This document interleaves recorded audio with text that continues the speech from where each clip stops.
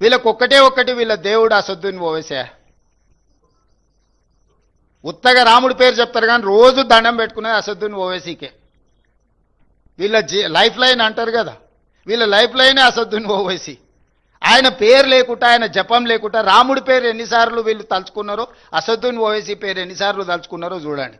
ప్రతిసారి అసదుద్దీన్ ఓవైసీని అల్లావుద్దీన్ అద్భుత దీపంగా మార్చుకొని ఓట్లు అడుగుతారు. మరి అన్ని మీ ప్రభుత్వాలే ఉన్నాయి కదా. అసదుద్దీన్ ఓవైసీ ఇంత దుర్మార్గుడు అయినప్పుడు మీరు ఎందుకు అతన్ని నియంత్రించలేకపోతున్నారు? ప్రజాస్వామ్యంలో ఏఐఎంఐఎం కూడా ఒక రాజకీయ పార్టీ ఎన్నికల్లో పోటీ చేస్తున్నారు.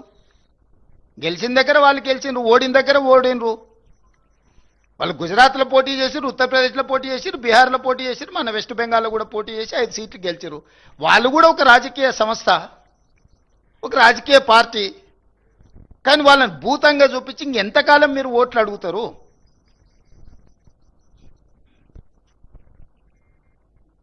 కాబట్టి కేవలం